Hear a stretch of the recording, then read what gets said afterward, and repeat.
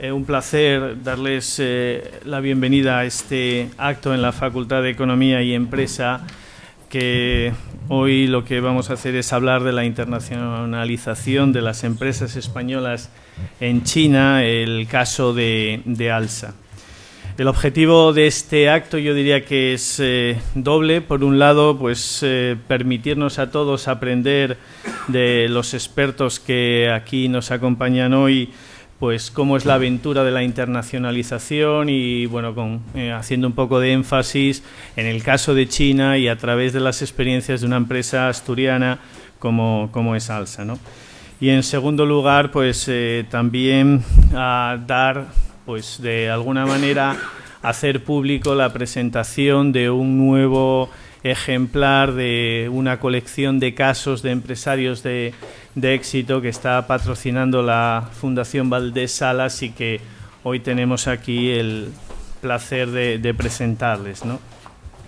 Me acompañan en la mesa un grupo de expertos que presentarán sus visiones de esta situación y bueno, pues si me permiten presentarles brevemente, empezando por mi derecha, en el extremo de la mesa, Esteban García Canal, que es catedrático de Organización de Empresas aquí en esta casa, y en el otro extremo, a la izquierda, pues Joaquín Ocampo, que es profesor titular de Historia e Instituciones Económicas también en la facultad, ¿no? Que son los dos profesores que han hecho pues este caso, que han estudiado el caso de ALSA y que son un poco los que de verdad conocen desde un punto de vista más académico esta experiencia, ¿no? Y luego me acompañan también en la mesa don Andrés y don Jacobo Cosmen, que son pues dos personas que posiblemente todo el mundo conocen, representantes un poco de la familia Cosmen, y que son las personas que pueden contar pues del día a día, las experiencias vividas, y que bueno, un poco más tarde don Andrés nos contará los detalles y un poco esas anécdotas que todos sabemos que son muy interesantes y muy enriquecedoras, ¿no? En este caso debo decir que nos iba a acompañar también José Cosmen, el padre, pero desafortunadamente por una cuestión pues de enfermedad no puede estar hoy aquí con nosotros, ¿no? Y finalmente me acompaña en la mesa pues don Juan Velarde, que es a mi derecha, que es el presidente de la Fundación Valdés Salas y doctor honoris causa por la Universidad de Oviedo, ¿no? Bueno, me gustaría agradecer a todos los presentes su asistencia y su participación en este acto, y me gustaría hacer una mención especial en este caso a la Fundación Valdés Salas por su continuada colaboración con la facultad, con la universidad en general, pero sin duda y muy en particular con esta casa, ¿no? Con la facultad, porque es bueno, pues muy de agradecer este acto, que nos hayan ayudado a organizarlo, y bueno, de alguna manera sin ellos no saldría, ¿no? Entonces el presidente de la fundación, don Juan Velarde, pues bueno, mi más sincero agradecimiento por toda su ayuda, y bueno, yo sin más le cedo la palabra al presidente para que nos cuente lo que considere.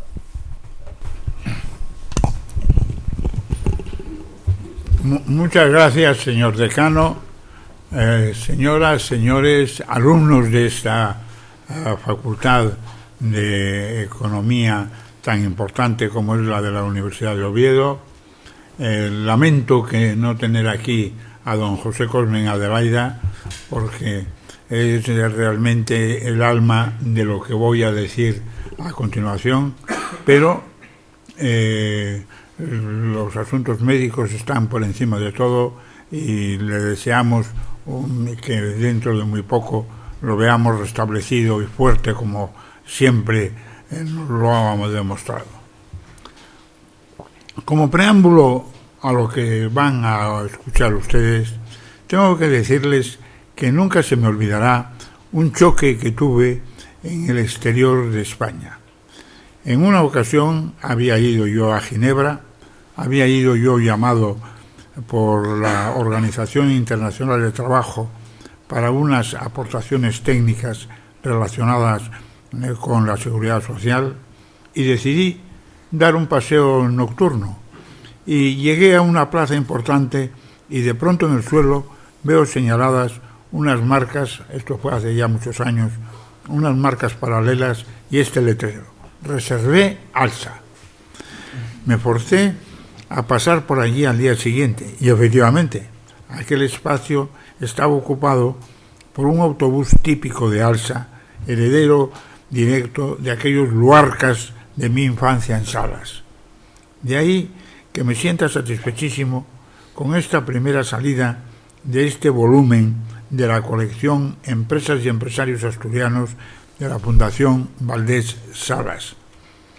Porque sobre Alsa, y esto con un complemento excelente de economía de la empresa en su proyección sobre el mundo de las empresas multinacionales, en su efectivamente poco estudiada mundo de la denominada internacionalización discriminadora, no ha habido nada que hasta ahora mereciese la pena y de pronto sí tenemos algo que merece muchísimo la pena. Resulta apasionante seguir la historia de esta gran empresa multinacional, nacida efectivamente en Luarca y seguida a través de una serie de grandes empresarios, que actualmente ese gran empresario es José Cosmen Adelaida. La vida que sigue en las páginas de esta obra realmente impresiona.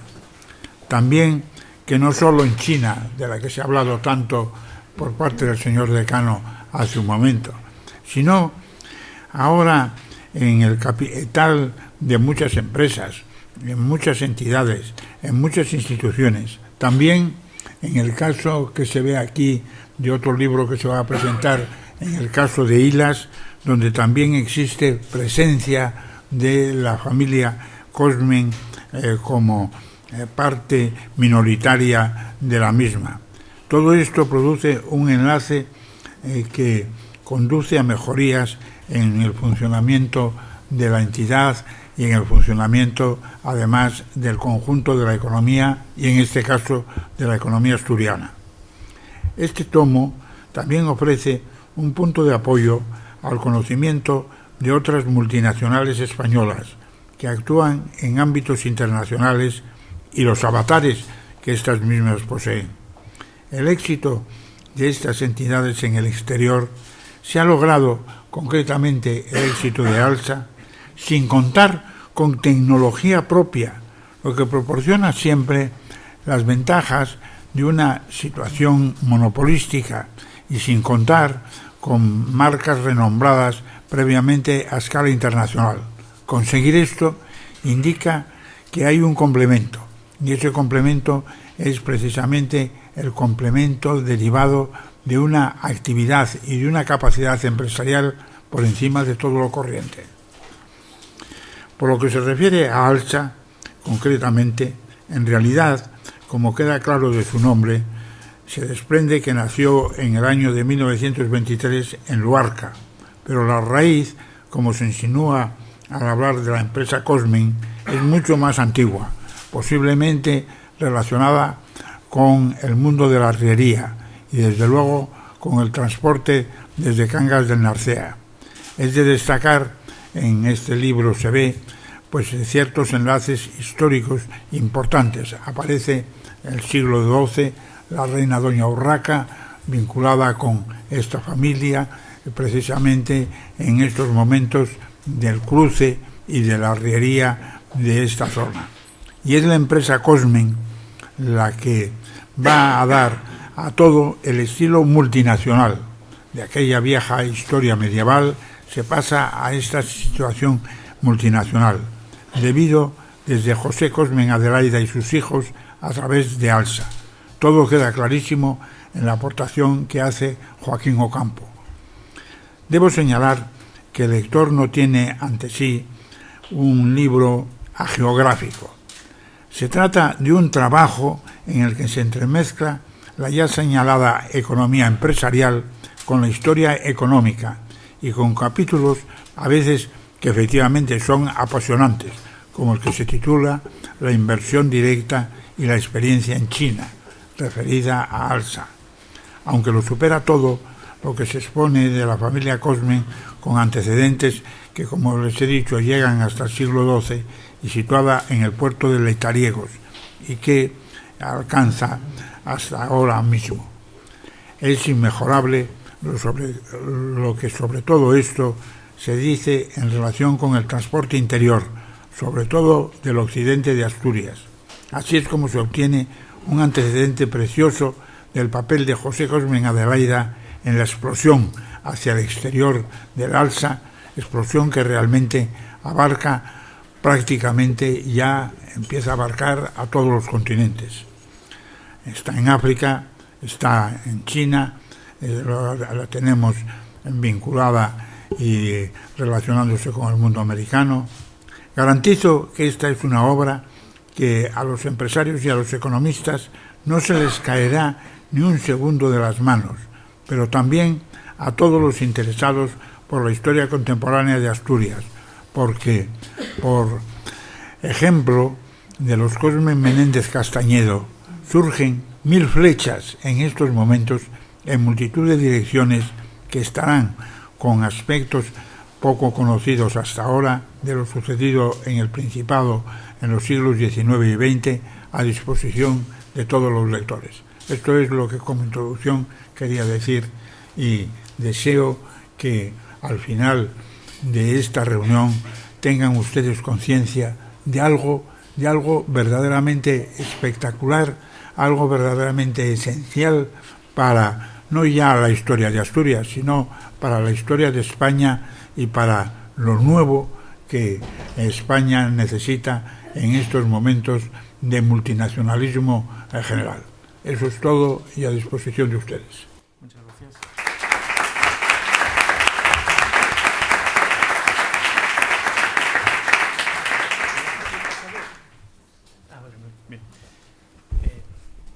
Bien, tiene a continuación la palabra el señor don Joaquín Carlos Ocampos Suárez Valdés, de la Universidad de Oviedo. Quiero agradecer en primer lugar a la Fundación Mar de Salas, en la persona de don Juan Velarde y de Joaquín Lorences, que hayan confiado en mí para responsabilizarme de la dirección de esta colección de historias empresariales. Y a continuación, sin más dilación, voy a entrar a la familia Cosmen por haberme facilitado el archivo, sin cuyo archivo esta historia no se hubiera llevado a la prensa. En principio tenía pensado una exposición de 60 diapositivas. Joaquín dijo que la redujera a 20, que den 26. Voy a ir un poco a prisa, pero bueno, va a ser una exposición estilizada, fijándome en ideas que creo que explican toda la historia. El detalle hay que ir al libro. Bien.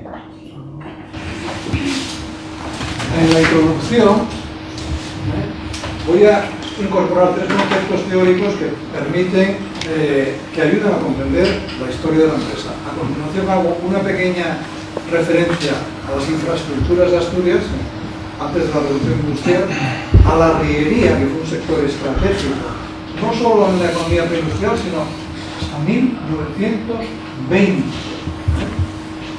A continuación explico el entorno donde surge la empresa Alsa, que es la empresa Cosmen, y después entro en la historia ya de la empresa familiar. Las 3 cuestiones de geografía teóricas que me interesan son hacer hincapié en que el caso de la empresa Cosmen obedece perfectamente a la categoría de dependencia de la trayectoria, cómo acontecimientos y decisiones remotas en el tiempo condicionan toda la trayectoria futura de la empresa. Si me da tiempo, entro más.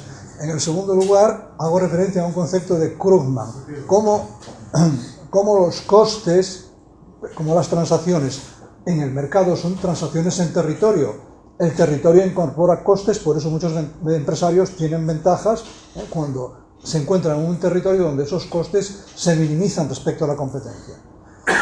Y el último concepto, que es muy importante, es el de empresa familiar.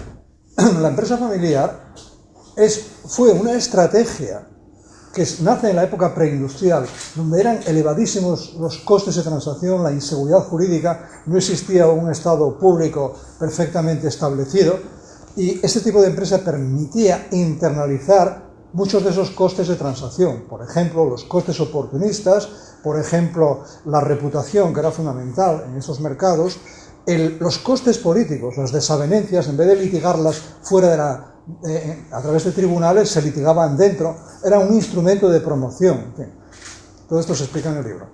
Y el concepto de dinastía aparece en la obra de David Landes, que se publicó en el 2006, referido frente a los modelos gerenciales, la empresa familiar a veces tiene más potencia explicativa. De las infraestructuras de Asturias me quedo con este detalle. En el siglo XVIII, cuando se traza la red radial en España de caminos carreteros, Asturias queda excluida, frente a Bilbao, La Coruña y Santander. Esa exclusión, esa marginalidad, va a potenciar la función de los puertos de montaña y particularmente del de Leitariegos, que estaba abierto todo el año, mientras que los otros puertos que permanecían cerrados tenían que realizar el comercio en verano, cuando la temperatura deterioraba más los alimentos que se comercializaban y cuando la oferta de medios era más escasa porque se demandaban por la agricultura. La tercera cuestión se refiere a la arriería. Hay un mito, los mitos nacen de la falta de investigación, referido al hecho de que fue el ferrocarril el que integró el mercado español, el camino de hierro, porque los pobres caballos tenían muy poca... Eso es completamente falso. El primer ferrocarril en Asturias, salvo Gijón-Langreo, es de 1884. En 1890 la mayor parte de las ciudades españolas no tenían ferrocarril. Lo que sí estableció el ferrocarril fueron nuevas relaciones de competencia, de complementariedad en unos casos, los arrieros llevan las mercancías de estación a estación, o de sustitución. La arriería tenía tasas más bajas, tenía servicio puerta a puerta, tenía más flexibilidad horaria, tenía menos costes fijos, y sobre todo de sustitución, porque había muchísimas ciudades en España que sin la arriería no hubieran sido abastecidas. De hecho, censo de 1910, pero también en el de 1920, podéis verlo, está en la red, los empleos en la arriería superaban con mucho a los empleos en el ferrocarril. Y las estadísticas de 1865 nos dicen que la oferta más regular de transportes en España procedía de la arriería, y la mayor parte de los contribuyentes también eran arrieros.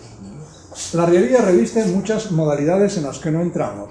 Nos interesa la arriería profesional, es decir, la que se ejercía todo el año, que era fundamentalmente una arriería vinculada a los concejos de montaña.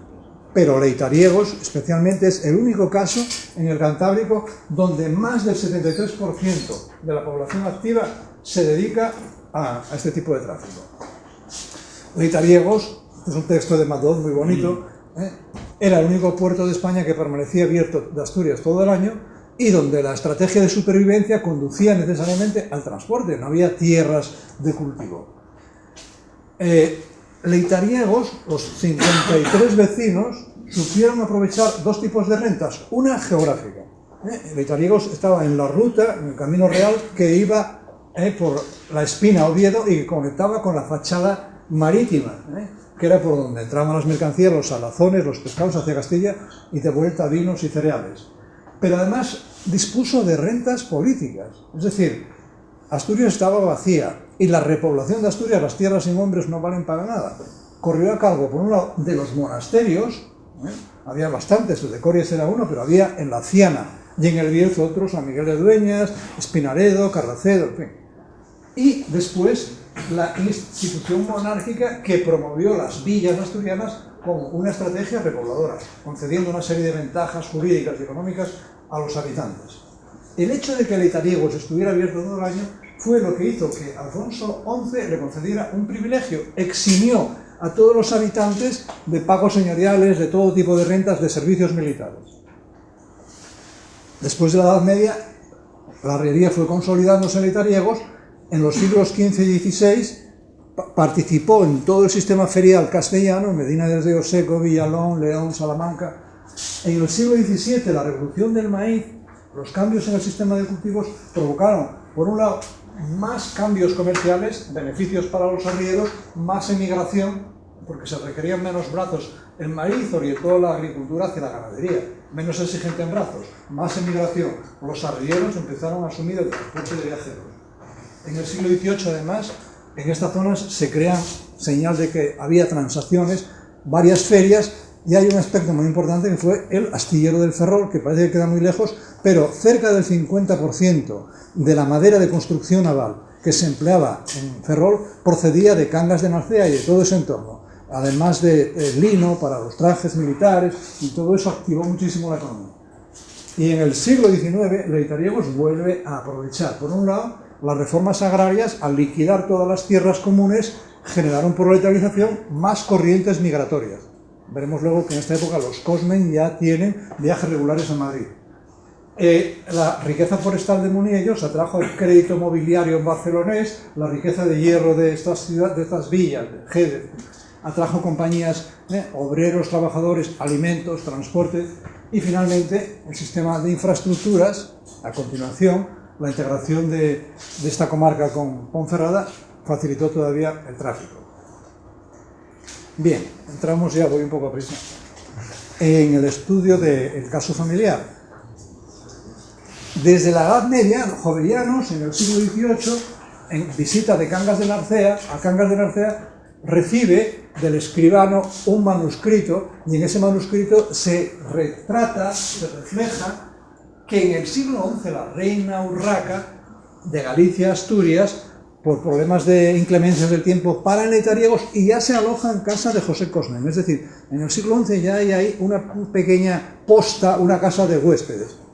Para compensarlo, otorga a todos los vecinos una serie de ventajas, sobre todo 50 fanegas de pan al año.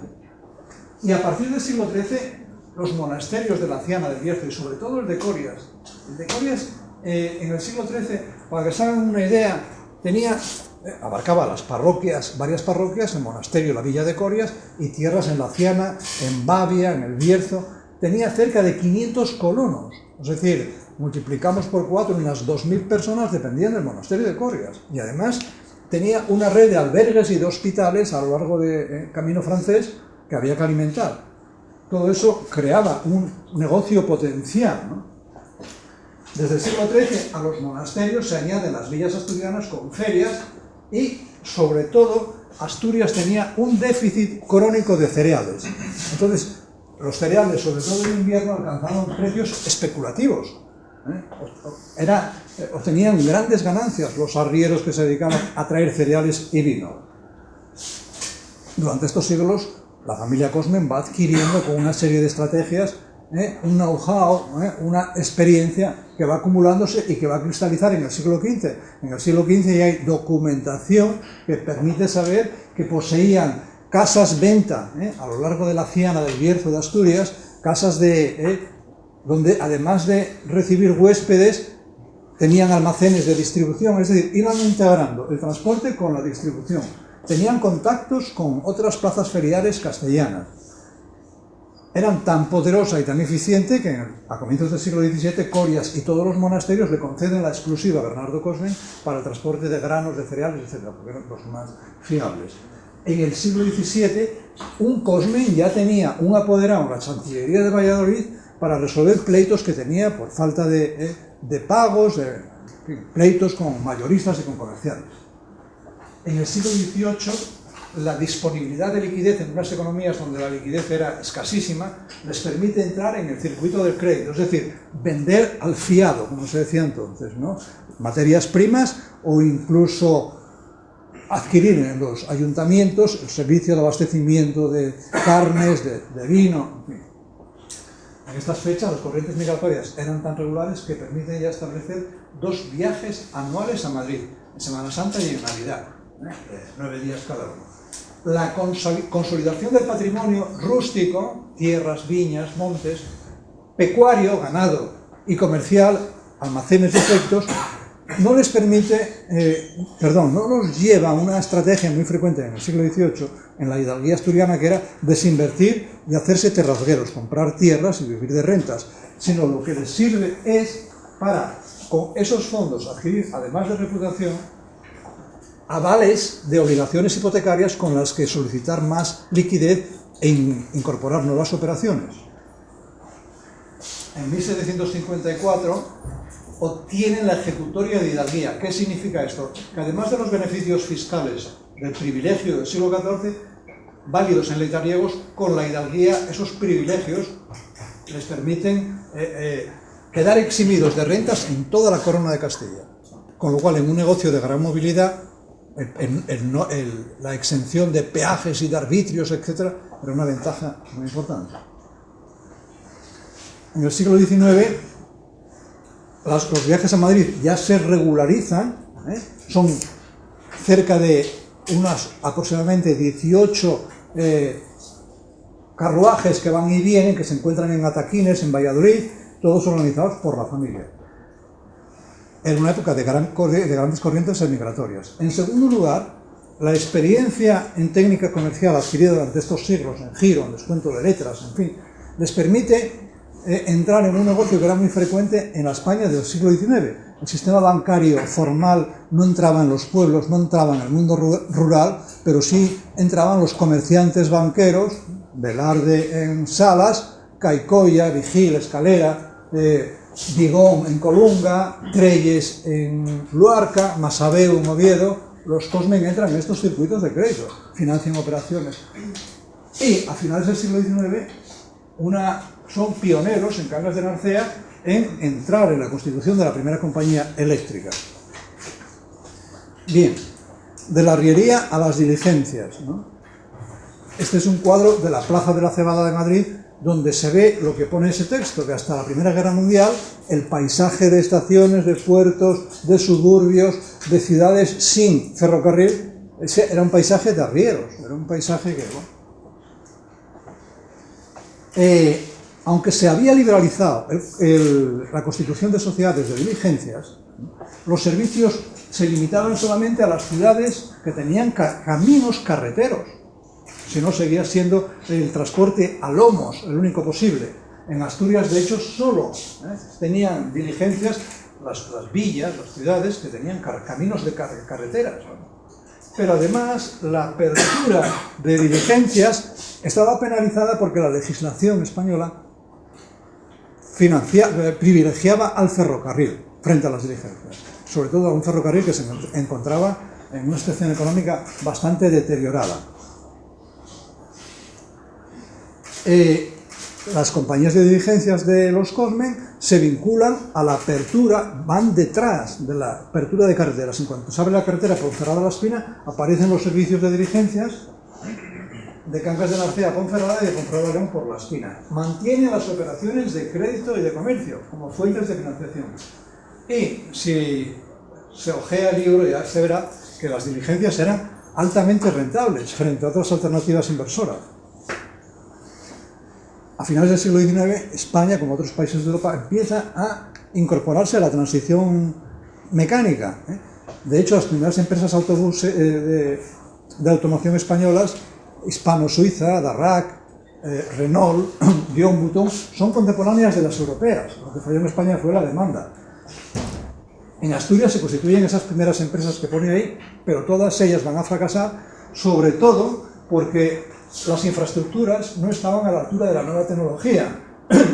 El Luarca, el primer autobús, era un carruaje de vapor, en el puente de Canero se hunde porque el puente era de madera y no estaba preparado para ese tipo de máquinas. Aparte de faltaban las industrias de suministro, las industrias, y la competencia de las diligencias. El éxito de la transición del transporte de sangre al transporte mecánico aparece con la Primera Guerra Mundial en una coyuntura de grandes negocios y, como veis ahí, la primera empresa con éxito en la nueva tecnología, en el motor de combustión, fue la Montañesa, vinculada a los Cosmen. El Luarca empezó 3 años más tarde.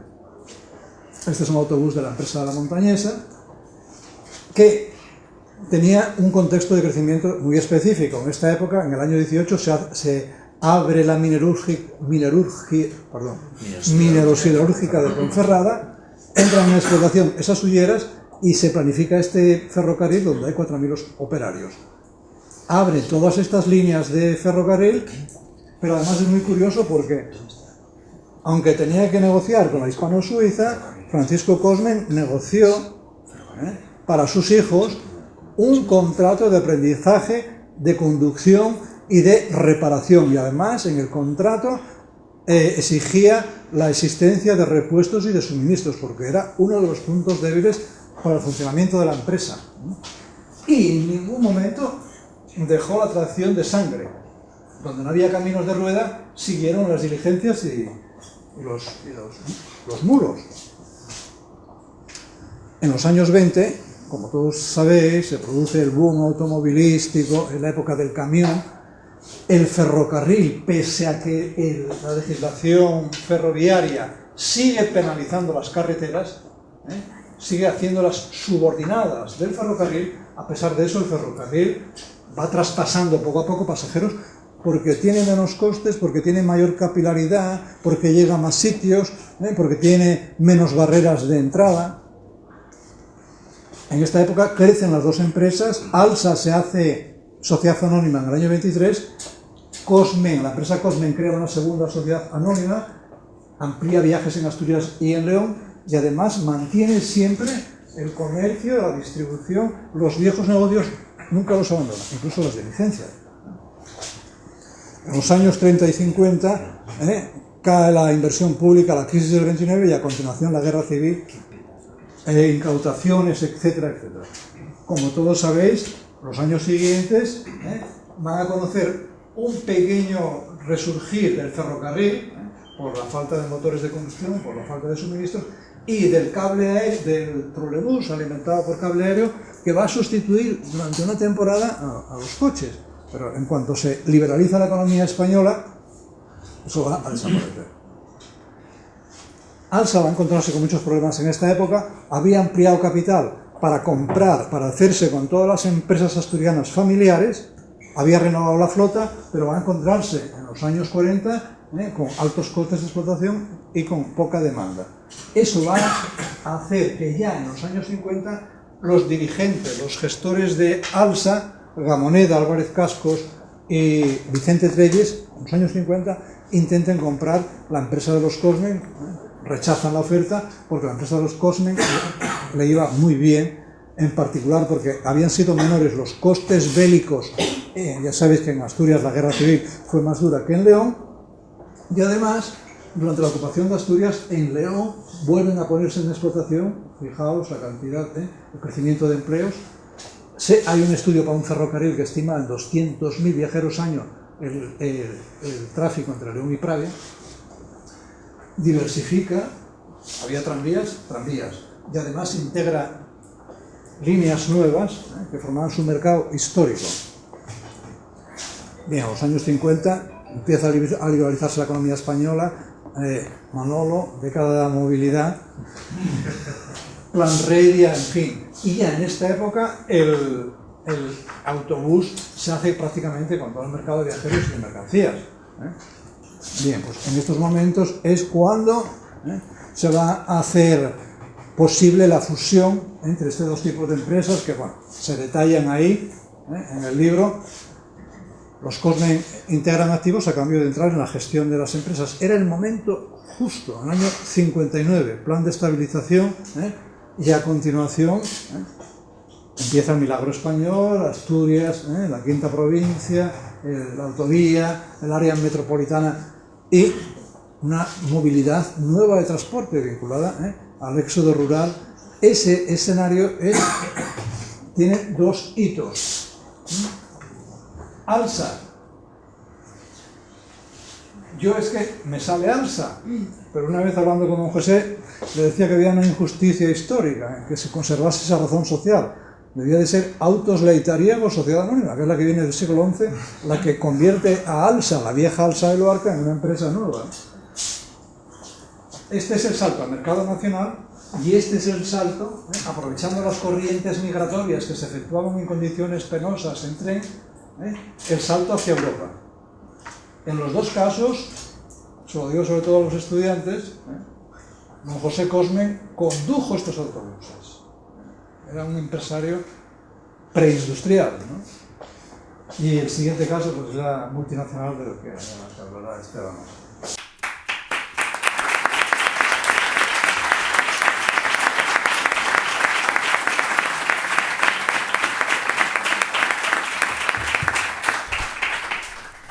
Gracias, Joaquín, por además ajustarte estrictamente al tiempo.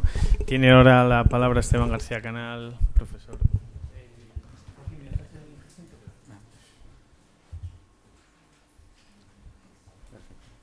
Catedrático de Organización de Empresas en la facultad. Dame por favor la presentación.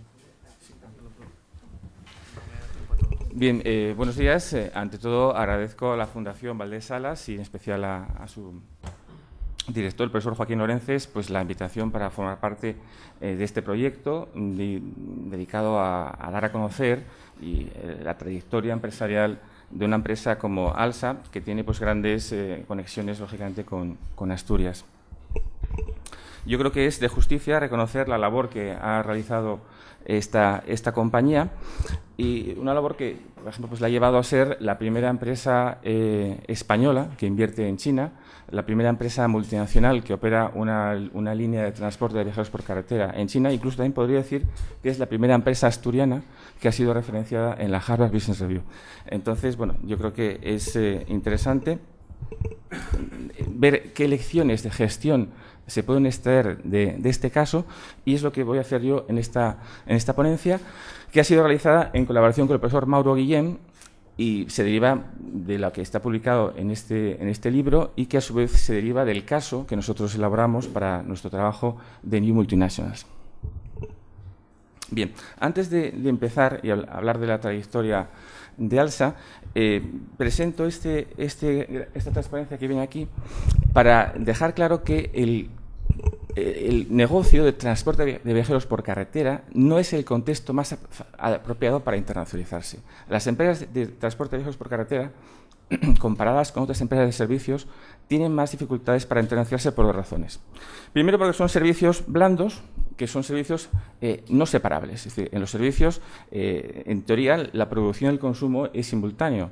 Sin embargo, hay servicios que podemos llamar servicios duros, como puede ser la consultoría, la ingeniería, donde parte del proceso de desarrollo del servicio se puede realizar sin estar en contacto con el cliente. Pues, por ejemplo, al final del día, el cliente lo que quiere son los planos, o lo que quiere es el programa informático, o lo que sea. Entonces, en ese tipo de empresas, la exportación es una opción. Y, de hecho, esto explica, por ejemplo, por qué en la India está floreciendo tanto el negocio de outsourcing de servicios informáticos. Porque realmente te basta con tener en el extranjero una oficina comercial y todo el trabajo se hace en un back office que está en la India. Sin embargo, la empresa de servicios blandos, servicios que son no separables, eso no lo pueden hacer. Porque realmente, si queremos transportar a un viajero, pues tenemos que tener un autobús y tenemos que tener toda la infraestructura. Por lo tanto, estas empresas requieren una mayor inversión, sin poder optar por la vía de la exportación, que es una vía que te permite aprender y rectificar de los errores. Y luego, en segundo lugar, es un sector regulado. Es decir, para crecer, para emprender nuevas actividades, se necesita la concesión de una licencia.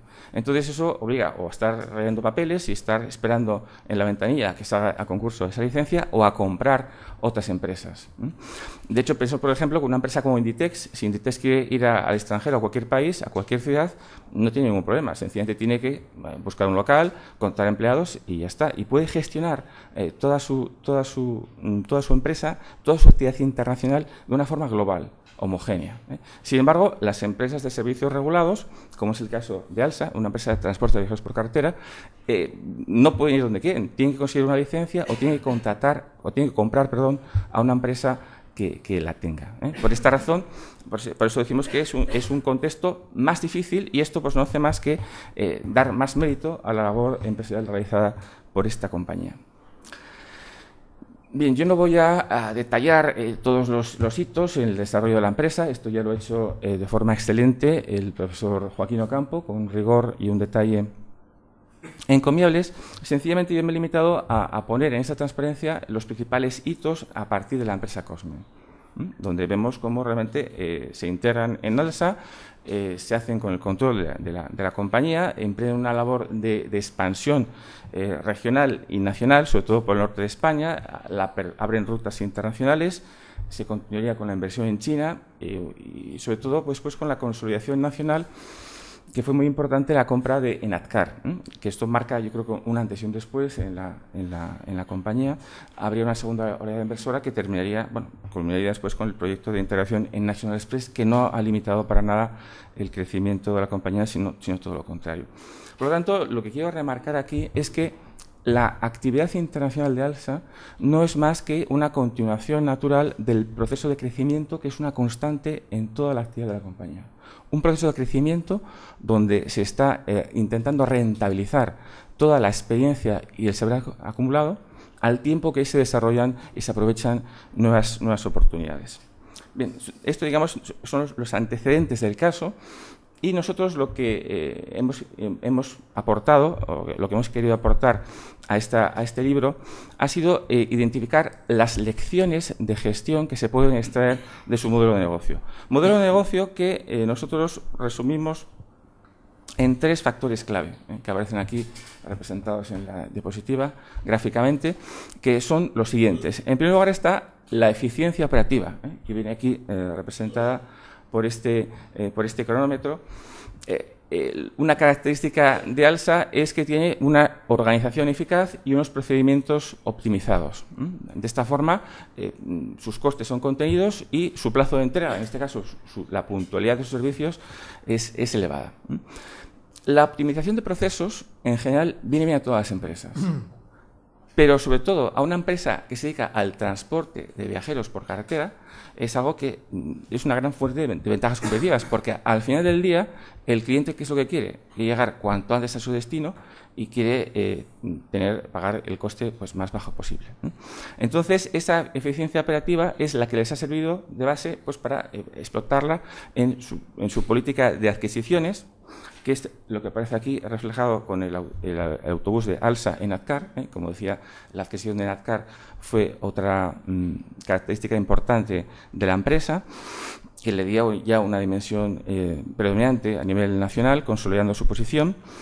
Pues la política de adquisiciones ha permitido extender a otras empresas adquiridas ese saber hacer, ese conocimiento y esos procedimientos optimizados. Y una última característica de su último factor de crecimiento ha sido la innovación en servicios. Aquí vemos, por ejemplo, un ALSA de la categoría Premium, que es un tipo de servicio que se ofrece a transporte de ejecutivos con un mayor nivel de servicio, como venía diciendo. Estas son las 3 claves de su éxito: ser eficientes, extender esa eficiencia en beneficio de los clientes y explotarlo a otras empresas a partir de una política de adquisiciones que, por otra parte, es la única forma o la forma más viable de crecer en ese sector que dependes de la regulación. En este contexto, la internacionalización lo que hace es potenciar y desarrollar este modelo de negocio en otros países. Entonces, por lo tanto, aquí tenemos los grandes hitos y tenemos, por otra parte, los factores clave de su crecimiento. A partir de aquí, ¿qué podemos aprender? Bueno, pues nosotros identificamos, a partir de la experiencia de ALSA, 4 principios de gestión que hemos visto muy bien aplicados en esta compañía, pero que también los hemos visto en otras empresas de alto crecimiento, tanto españolas como de países emergentes, que hemos analizado en nuestros libros The New Multinationals y Emerging Markets Rule. Entonces, dedicaré el resto de la exposición a hablar de estos cuatro principios.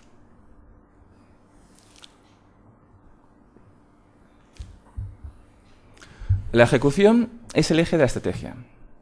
Bueno, en el campo de la estrategia hay un debate recurrente acerca de qué va antes, la estrategia, la formulación de las estrategias de negocio o la organización, la infraestructura organizativa necesaria para llevar a cabo esa estrategia. Es un debate recurrente y, bueno, nosotros somos partidarios del modelo que define que primero la organización eficiente y después ya irás adaptando tu estrategia sobre la marcha. Entonces, lo que hemos visto en esta compañía, además de otras muchas, es que fundamentalmente su principal preocupación o en sus orígenes lo que tenía era una base eficiente de ejecución. Esta compañía estaba, como decía, preparada para funcionar de forma optimizada en sus procedimientos, para tener una puntualidad en sus servicios y esa, digamos, eficiencia la utilizaban para dar un mejor servicio al cliente. Porque esta es otra característica. No solo basta con ser eficiente, tienes que intentar dirigir, reconducir esa eficiencia en beneficio del cliente. Entonces, bueno, nosotros hemos observado en el caso de ALSA que hay una continua atención a los detalles para que, por así decirlo, toda la maquinaria esté funcionando adecuadamente. Entonces, bueno, pues nosotros vamos a destacar aquí una serie de políticas que existen en ALSA, como es, por ejemplo, la formación de conductores. El conductor es la persona que está representando a la compañía en el contacto con el cliente, es el que tiene que resolver los problemas que puedan surgir. Es importante, por otra parte, que los autobuses no se estropeen. Por lo tanto, la política de mantenimiento es crucial. Tienen toda una red de servicios de mantenimiento extendida en todos los territorios en los que operan. Y, en general, hay una obsesión, casi diría yo, por que todos los procesos se realicen eficientemente, porque esa es la base de la competitividad de la compañía. Luego, lógicamente, eso es lo que te permite, pues, por ejemplo, desarrollar o introducir servicios, como puede ser pues, los servicios para ejecutivos, como pueden ser servicios Supra o Premium, que tienen unos compromisos muy exigentes en cuanto a la calidad. Es decir, esa base eficiente de operación se ha ido explotando en diferentes nichos de mercado. Segundo principio, adquiere inteligentemente. La adquisición, la política de adquisiciones, como decía, es la principal forma de crecimiento de la compañía, o lo ha sido durante un tiempo en Europa, sobre todo. Y en ese sentido, siempre se dice en el campo de la estrategia que hay 3 requisitos que deben cumplir una política de adquisiciones correcta. La primera, que no puedas crecer por tus propios medios, que haya obstáculos al desarrollo interno. Esto se da en el caso de ALSA porque, como hemos dicho, hace falta una licencia. En segundo lugar, que el precio sea razonable. Entonces, claro, ¿cuánto vale una empresa? Aquí, pues todos más o menos sabemos que la empresa pues vale lo que vale el valor actual de sus beneficios futuros. Pero eso hace falta estar dentro de la empresa para saber cuánto es, y quien te la vende nunca te lo va a decir. Entonces, la experiencia del negocio es lo que te permite saber cuánto puedes llegar a pagar o no por una compañía. Y luego, lo que es muy importante es el tercer requisito, para que las adquisiciones sean una opción viable, es que sepas gestionar mejor que la persona que te está vendiendo la empresa. Porque al final estamos cambiando dinero hoy por beneficios futuros. Si los beneficios aumentan, la operación tiene sentido para mí. Si los beneficios se mantienen o incluso se reducen, pues es un negocio pésimo. Entonces, en ese sentido, la política seguida por ALSA ha sido razonable, primero porque, como decía, el sector lo requería, su experiencia les permite saber lo que pueden pagar y, desde luego, toda esa eficiencia operativa, todo ese know-how que ellos tienen respecto de cómo gestionar la línea es lo que les permite aumentar el valor de la empresa que están comprando, que luego además se potencia por la marca que están transmitiendo y por la integración de la compañía en una red más amplia. Entonces, bueno, termino, digamos, esta reflexión respecto a la política de adquisiciones con una idea que también la propia compañía pone de manifiesto. A veces es mejor que te compren que comprar tú. Si, por ejemplo, estás negociando con una empresa y la empresa pide unos multiplicadores muy altos por su compañía, pues probablemente sea mejor que aplicando esos multiplicadores te compren a ti. Tercer principio es acepta el caos, y aquí es donde voy a hablar un poco del caso de China. Realmente, en general, todos los empresarios, muchas empresas, tienen cierta aversión al riesgo, aversión al caos, y prefieren moverse en una zona de confort. Muchos empresarios. El auténtico empresario, el riesgo no le asusta, pero sí es cierto que en muchas empresas se observa cierta aversión a todo lo que sea riesgo, ¿no? Y sin embargo, hoy en día lo que sí podemos decir es que es muy difícil encontrar un mercado seguro. Esto, pues, los últimos acontecimientos macroeconómicos que estamos sufriendo los últimos años nos lo están haciendo ver. Hoy en día mercados seguros no hay. Ayer, por ejemplo, en el periódico se comentaba que la empresa española Iberdrola ha sido denunciada por el fiscal de Massachusetts porque cobra mucho. Y bueno, probablemente cobre mucho, pero desde luego los ejecutivos de Iberdrola, cuando invirtieron en Estados Unidos, nunca pensaron que esto les podía pasar. Si hubieran invertido, por ejemplo, no sé, en Ecuador, en Venezuela, en otro tipo de países, pues, ¿quién nos manda a venir aquí? Pero esto ha pasado en Estados Unidos. O sea, ¿dónde está realmente un mercado seguro hoy en día? Entonces, esa aversión al riesgo, esa aversión al caos, pues te hace perder oportunidades y también te induce, como decía, a errores de cálculo. Entonces, esto no ha pasado en el caso de la empresa ALSA. El señor José Cosmen en su día vio una oportunidad en China y decidió aprovecharla. Seguro que mucha gente dijo, bueno, ¿a ti qué se te perdió en China? Porque, bueno, habla en chino, no los conocemos, no te conocen, es complicado. Sin embargo, y esto nos podrá hablar después el señor Andrés Cosmen, pues realmente el caso de la expansión en China ha sido modélica por varias razones. Primero, entraron en un negocio de taxis, porque era lo único que podían entrar, lo cual les permitió sencillamente aprender las oportunidades in situ, desarrollar relaciones con socios locales y luego, pues cuando se abrió la posibilidad de explotar por parte de una empresa extranjera una línea de transportes de viajeros por carretera, pues ya estaban perfectamente preparados para ser ellos los primeros en mover las ventajas y disfrutar de las ventajas de mover primero. Esto luego les permitió ampliar sus líneas por otras rutas y, bueno, pues para replicar su modelo de negocio necesitaban una infraestructura que el país pues no tenía. Entonces, pues si no tenían un buen suministro de autocares, pues crearon una empresa conjunta con Irizar, pues para carrozarlos allí, crearon también empresas conjuntas para tener el mantenimiento adecuado. Incluso hoy en día es una empresa que, bueno, pues gracias a su experiencia en China, pues sirve de puente a otras empresas españolas y otro tipo de empresas para operar allí. Entonces, ¿esto por qué ha sido posible? Primero, porque se detecta una oportunidad, se acepta el riesgo, se acepta esa exposición al caos y con una orientación a largo plazo. Es decir, no se va pensando, pues voy a ganar dinero en un año, sino que sencillamente, no, yo vengo aquí a invertir y a explotar este mercado en la medida que pueda. Se aplican unas capacidades de negociación y, muy importante, se sigue un compromiso gradual.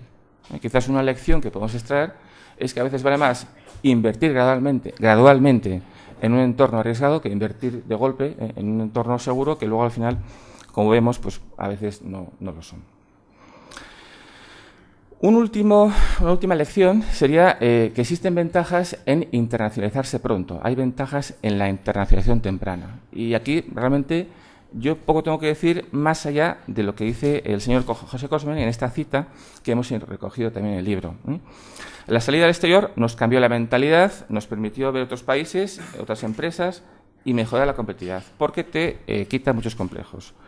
Salir al exterior te genera una mente mucho más abierta. Esto es muy importante. La internacionalización es una calle de doble dirección.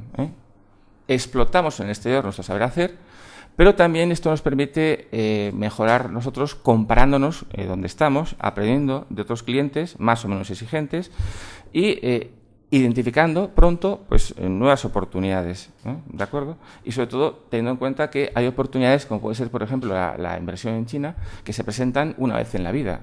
Si ALSA fuese a China ahora, pues lógicamente estaría en muy peor condición que la que está ahora, ¿vale?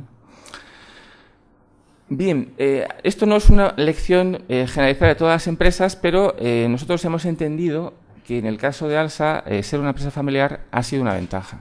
Insisto, no es que siempre ser una empresa familiar te beneficie, pero en el caso de ALSA les ha beneficiado porque, bueno, han tenido siempre una orientación a largo plazo en sus inversiones, como puede ser, por ejemplo, pues en el caso de China, la implicación, digamos, temprana también de la siguiente generación en la gestión del negocio les ha permitido aprender muy bien del mismo, igual que, por ejemplo, pues la generación anterior se benefició de la anterior, como indicaba el profesor Ocampo, y sobre todo que la familia puede ser también muchas veces una especie de repositorio del capital relacional, de las relaciones que se acumulan. Entonces, por ejemplo, esto en el caso de China, donde todas las relaciones comerciales requieren un protocolo, requieren una confianza, eso no se genera de la noche a la mañana. Si estamos continuamente cambiando de directivos, es muy complicado que poder, digamos, acumular esa confianza. Entonces, en este sentido, pues la implicación de la familia ha sido algo muy beneficioso. Entonces, por eso nosotros aquí hemos recogido esta cita de Andrés Cosmen, no sé si se acordará de ella, pero la publicó en un artículo hace unos años, y él decía, bueno, pues que el desarrollo de relaciones les había llevado mucho tiempo, pero que eso les había beneficiado en el futuro, y que, sobre todo, pues efectivamente, siempre que vas al exterior hace falta adaptar tu modelo de negocio, pero también es importante saber qué es lo que no se puede, dónde no se puede ceder, dónde hay que mantener la esencia de lo que es tu modelo de negocio. Y termino ya con 3 conclusiones. La primera es que desde Asturias se puede emprender, incluso aunque las condiciones, como decía al principio, no sean las más adecuadas. Yo creo que es una de las grandes enseñanzas de este caso, y sobre todo espero que sirva de ejemplo en esta región donde estamos muy necesitados de emprendedores. Si nos fijamos, las lecciones de gestión que nosotros hemos presentado aquí son sencillas y no podemos decir, esto es muy fácil. O sea, son muy fáciles de entender, pero son muy difíciles de aplicar. Y yo creo pues digamos es algo que hay que reconocerle a toda la familia, pues que son empresarios a base de tesón, a base de paciencia, a base de perseverancia, pues han conseguido unas tasas de crecimiento espectaculares. Y por último, bueno, pues también termino con esta idea que dije anteriormente. En este caso, la propiedad familiar ha sido una ventaja para la internacionalización. Y insisto tanto en este tema de la propiedad familiar porque en la literatura hay un debate acerca de si las empresas familiares tienen más fácil o tienen más difícil internacionalizarse. Se tiende a pensar que la propiedad familiar puede ser una limitación para la internacionalización, pues porque exige más recursos, que a veces la familia no puede asumir, y hay otra serie de consideraciones. Pero en este caso aquí tenemos una prueba evidente de que esto no siempre es así, y en este caso pues es una ventaja, y eso es algo que por lo que hay que felicitar a la familia Cosmin. Nada más, muchas gracias.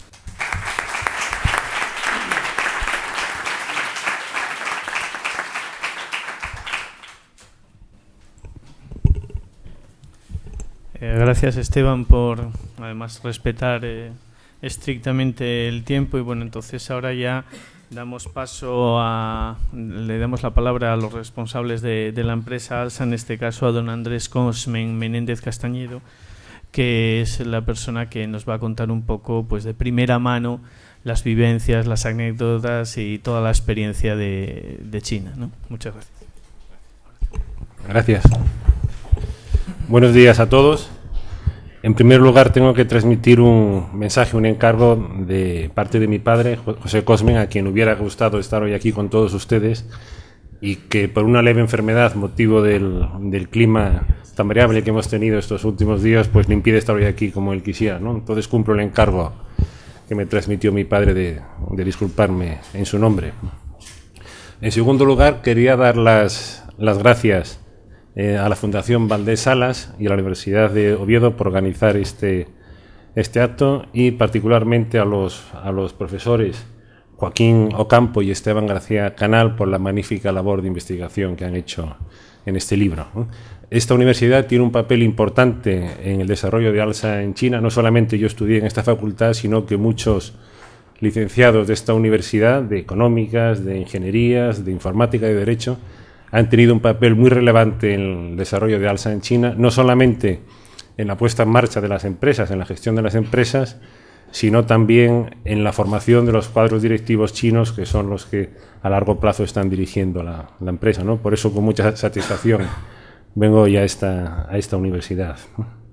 Como se ha hablado mucho del principio de la arriería, pues empiezo con una foto de China donde vemos que también quedan arrieros en China, ¿eh?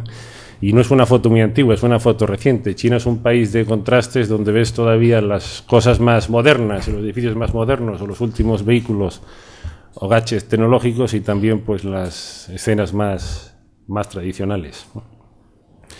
Hay un dicho chino que dice que una imagen vale más que 1000 palabras, ¿no? Pues voy a acompañar mi exposición con varias imágenes para hacerles un poco más amena mi intervención y que vean más claramente lo que hacemos por China.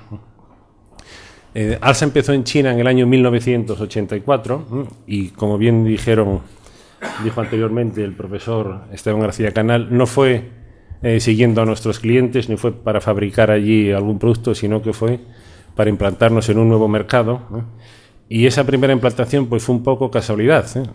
Yo me trasladé a vivir allí a China, bueno, me trasladé a Hong Kong en el año 87, cuando era todavía colonia británica, pero fue mi padre 3 años antes quien empezó la aventura china de Alsa, y casi por una casualidad, ¿no?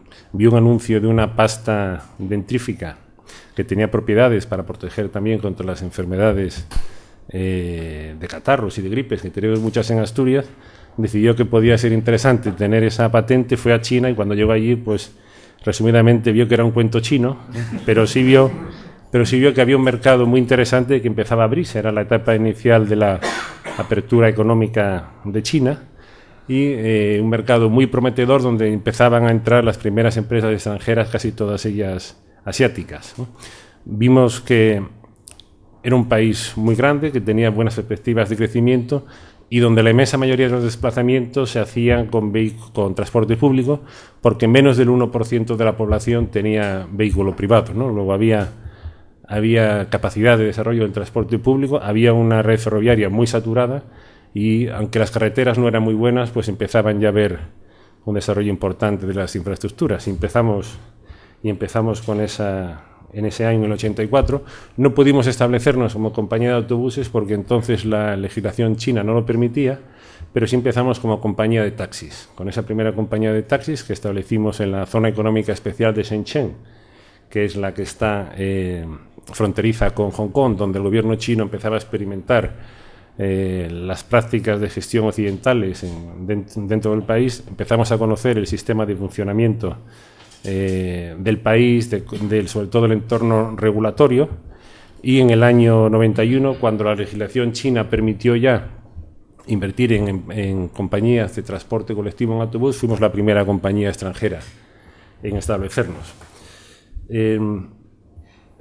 El sector de transporte es muy regulado, es un sector restringido a la inversión extranjera, con regulaciones de todo tipo. Como ejemplo, para abrir una línea de transporte entre dos ciudades de distintas provincias hacen falta 63 sellos, o sea, hacen falta que 63 departamentos municipales, locales, provinciales autoricen esa línea, y también es un proceso largo, ¿no? Pues algunas empresas hemos tardado 4 años desde que empezamos a negociarlas hasta que se pusieron en marcha, ¿no? Por eso es importante grandes dosis de paciencia y perseverancia para trabajar en China, ¿no?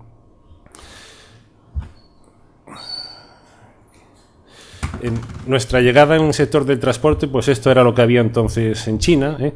Eran unos autobuses, la mayor parte todavía no eran fabricados en China, venían de Yugoslavia y de otros países de influencia china. En China no había una industria de autocares importante. Fue con lo que empezamos utilizando, lo único que había, y era un sistema muy peculiar. Ahí pueden ver, los autobuses tenían una pancarta delante que indicaban el destino y no tenían horarios fijos de salida, sino que el autobús efectuaba su salida cuando se completaba el pasaje. Por lo tanto, los viajeros podían estar en el autobús sentados 10 minutos o 3 horas esperando que se llenara. Cuando preguntamos el motivo de esto, entonces China, hay que situarse que era una economía muy planificada y muy centralizada. Nos decían nuestros interlocutores, nuestros socios, que eran empresas estatales, que era para aprovechar la capacidad productiva del Estado, que si no salían todos los asientos ocupados se estaban malgastando la capacidad productiva. O sea, lo menos importante era el servicio al viajero, lo importante era esa capacidad productiva, ¿no?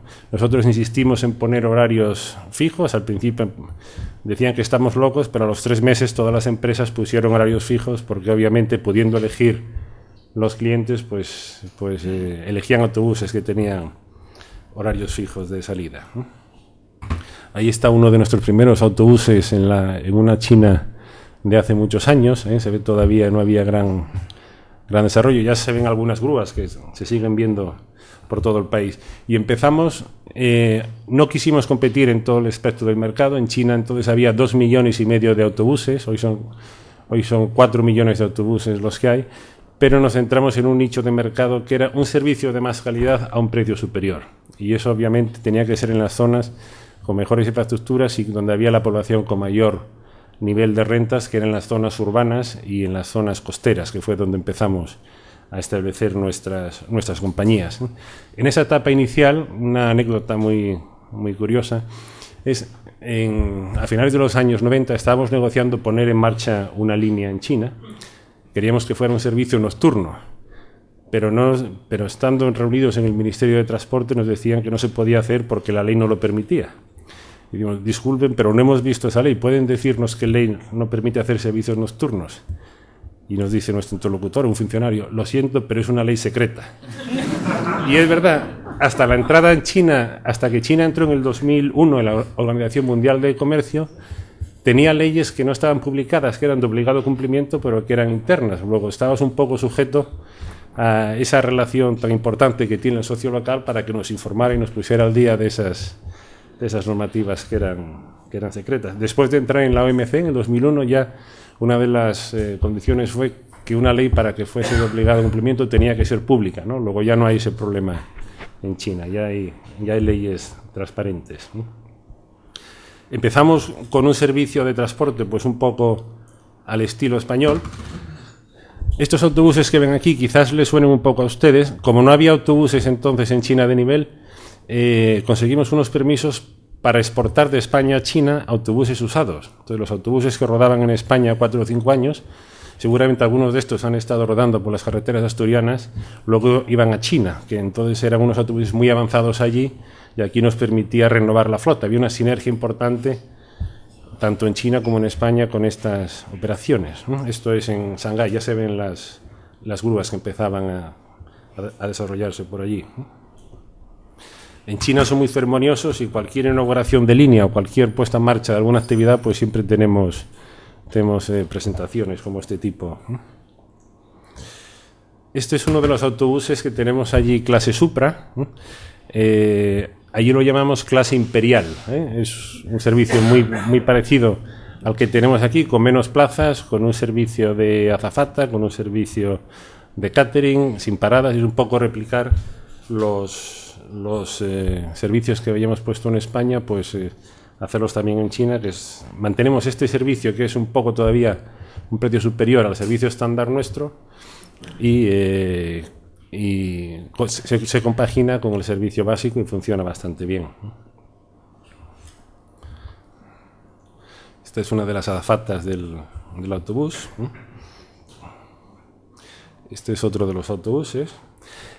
Tuvimos un hito importante y, siguiendo un poco el modelo de España, fuimos creciendo orgánicamente, pero también con adquisiciones. Fuimos adquiriendo empresas, la mayor parte chinas, y en el año 1997, adquirimos las operaciones en China de la Greyhound americana. Esto fue un salto cualitativo importante para nosotros, porque tenían líneas en unas zonas en las que nosotros no teníamos mucha presencia y compaginaban muy bien y se integraron muy bien con nuestra red que teníamos entonces en China, ¿no? Entonces fue un poco seguir esas pautas de crecimiento que hemos tenido en España.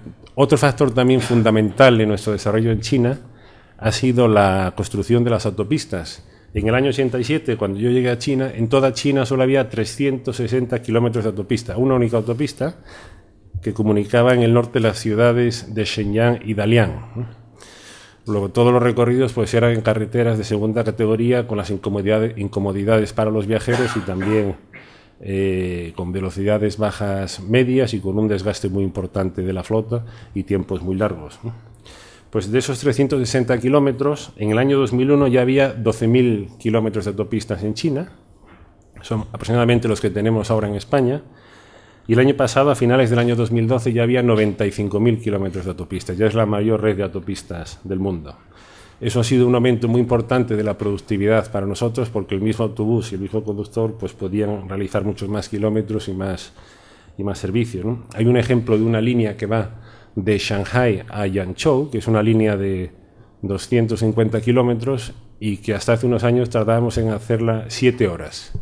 7 horas porque había que cruzar el río Yangtze, que tenía un ancho de más de 1 kilómetro de ancho, y entonces los autobuses tenían que montarse en un ferry, bajar todos los viajeros, cruzar el río, llegar al otro lado. Entonces, pues en total eran casi 7 horas para una línea tan corta. Se hizo la autopista, se hizo un puente sobre ese río Yangtze y hoy esa línea no llega a las 3 horas, ¿no? Luego este es un ejemplo muy claro de cómo nos ha beneficiado ese plan tan importante de construcción de autopistas en China. Hay un problema con nuestra mentalidad cuando vamos a China, y es que muchos conceptos los tenemos un poco conceptualmente distintos a lo que se tienen allí. Por ejemplo, me acuerdo en una de las primeras conversaciones también con los interlocutores chinos, que habían dicho, hemos decidido que ustedes van a hacer las líneas de corta distancia. Digo, no, mire, director, nuestra especialidad son las líneas de media y larga distancia. Dice, no, en la media distancia será del tren y ustedes harán la corta distancia. Bueno, nosotros, entonces decimos, perdón, ¿a qué llaman ustedes corta distancia? Dice, líneas de menos de 1000 kilómetros. Bueno, no hay problema, podemos hacer la corta distancia, ¿no? Entonces, empezamos haciendo líneas de corta distancia con el concepto de ellos. Otra anécdota también curiosa para situarse en el tamaño del país es, en una petición de líneas, cuando los departamentos públicos pues seleccionan a los candidatos, una de las personas de la empresa venía un poco molesto porque nos habían otorgado una línea que decía él a un pequeño pueblo de la provincia de Shandong. Entonces, que no era una línea buena y queríamos a una ciudad grande. Entonces, ese pequeño pueblo era Tonjin, que tiene 2,5 millones de habitantes, ¿no? Es una línea para poner prácticamente un servicio a cada hora, ¿no? Luego, conceptualmente, las magnitudes en China son muy distintas a las nuestras. Bien es cierto que cuando lo divides por el número de la población, pues en números per cápita no son números que asustan tanto, ¿no? Pero las magnitudes absolutas sí son muy importantes, ¿no? Aquí está un poco el mapa de nuestras líneas en China. Fundamentalmente pueden ver, sobre todo en la franja costera y las ciudades importantes alrededor de Pekín, Shanghai, Tianjin, donde tenemos más actividad, que es también donde están las mejores carreteras, las mejores infraestructuras de transporte.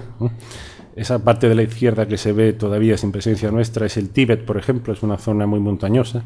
Pero bueno, todo se andará y llegaremos seguramente en el futuro también a algunas de esas provincias. Hoy estamos presentes en 18 provincias chinas, de las 33 que tiene.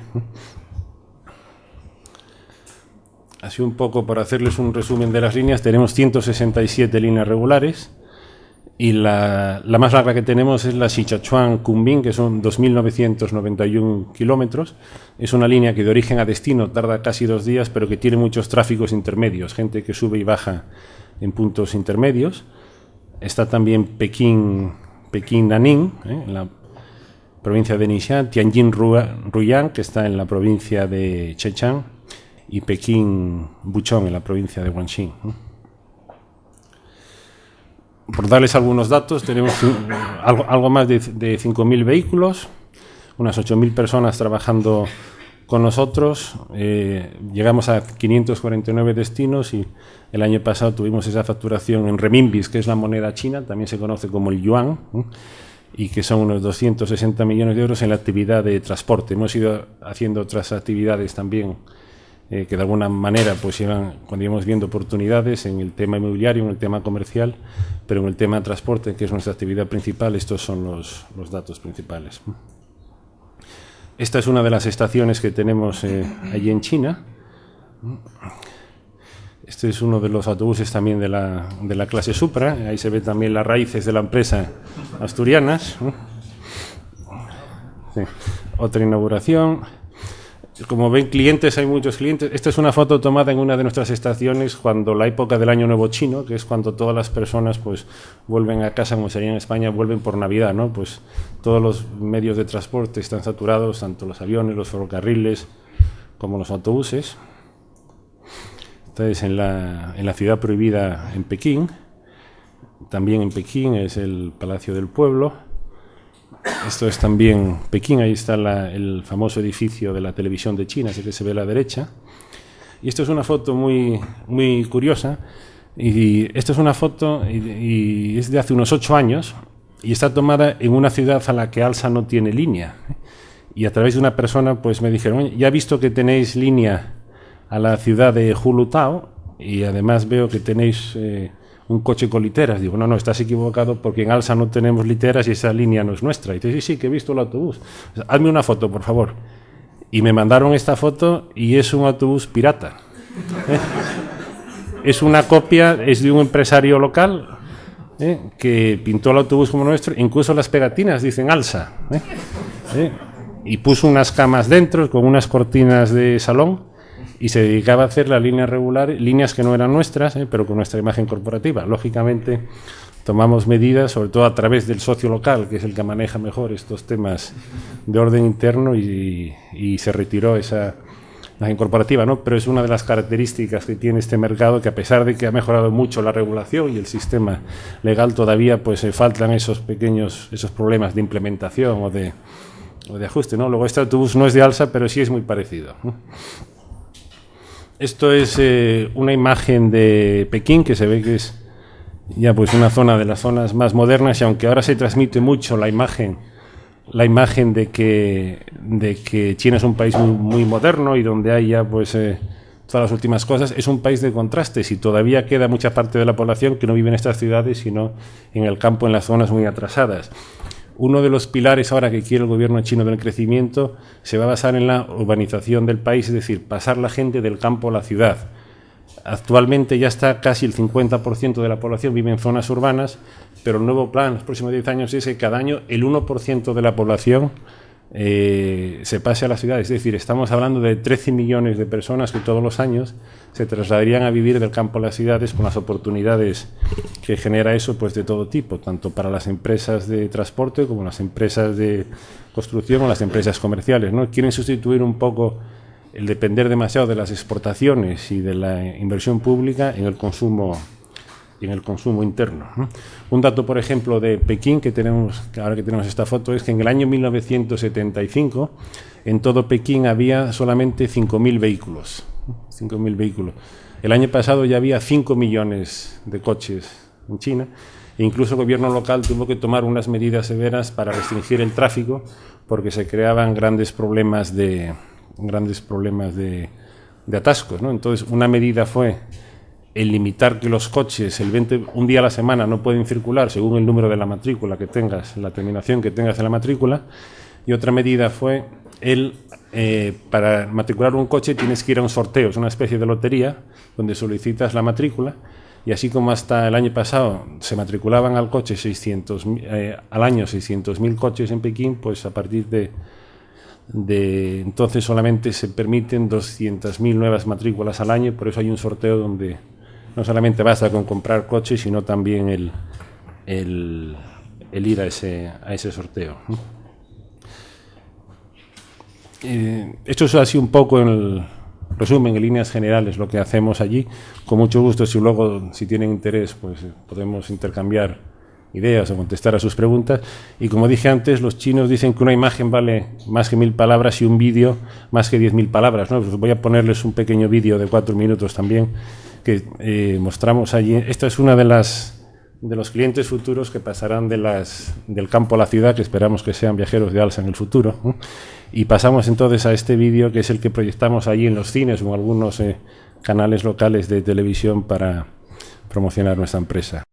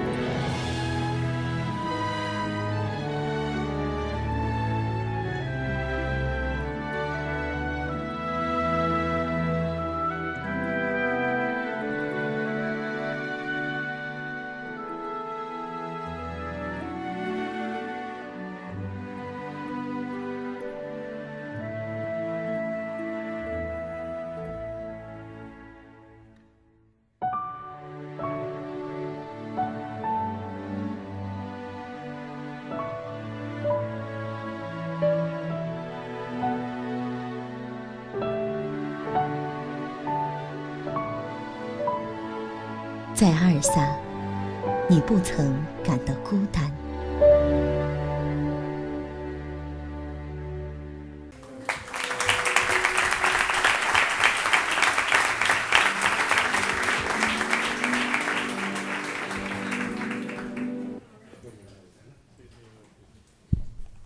Bueno, no sé si alguien quiere, tenemos unos minutos pocos porque fuimos un poco más tarde de lo normal, pero si alguien quiere hacer alguna pregunta rápida.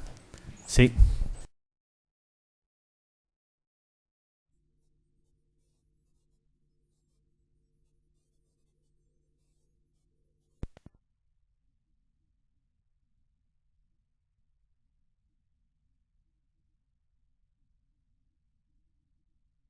El caso del autobús de litera, porque hace unos años yo, mismamente en China, con mis dos mejores amigos españoles, tuvimos la suerte de toparnos con un autobús de estos y de hecho pues montamos en él, ¿no?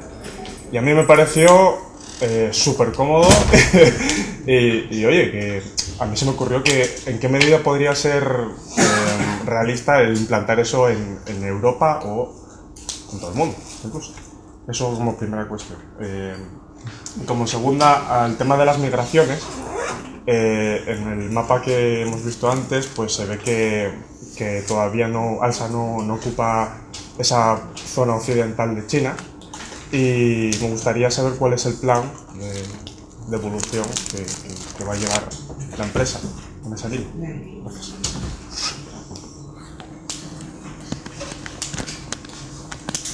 La primera pregunta, la chica del anuncio está soltera todavía.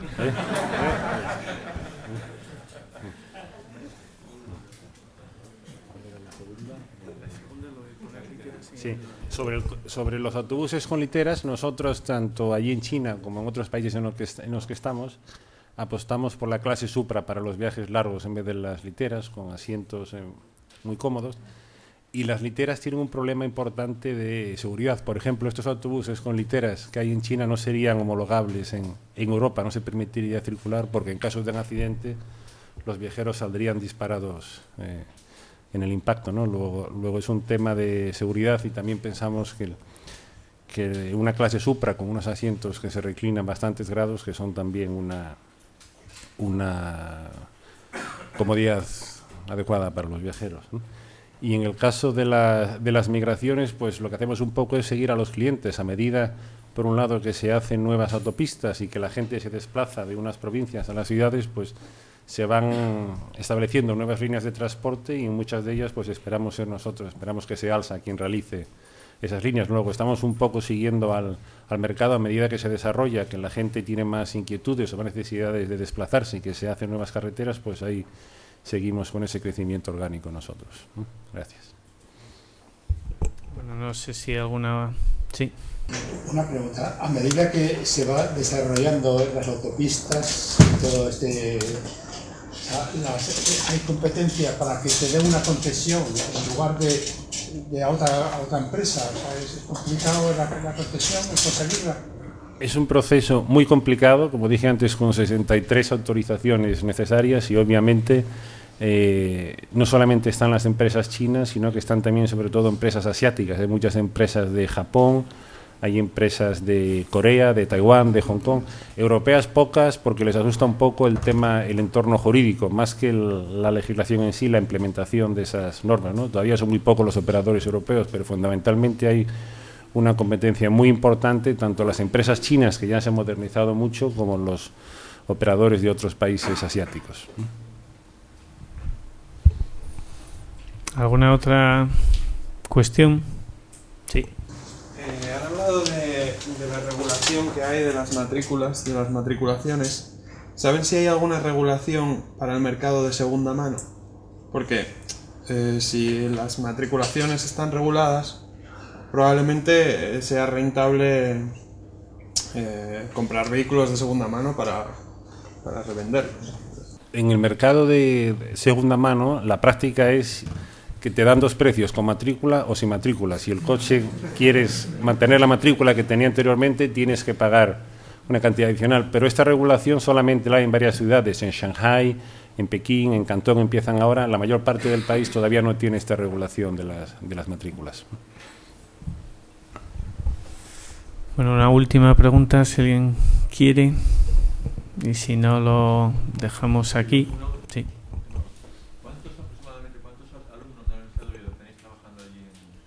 Pues actualmente pocos, porque hemos apostado mucho por el equipo local de directivos, pero en estos años yo diría que han pasado fácilmente más de 50, 60 alumnos de esta universidad trabajando en China en distintas etapas, además en todas las áreas de gestión, ¿no? Desde mantenimiento, ha habido ahí varios ingenieros, tanto diseñando los talleres, ha habido también en temas de infraestructuras de las estaciones, y a la vez luego también han venido muchos chinos a formarse a Asturias, y muchos de los instructores o los profesores de esos chinos eran también estudiantes de esta universidad, ¿no? Luego, por eso he dicho que ha tenido un papel muy importante esta universidad en el desarrollo de ALSA en China.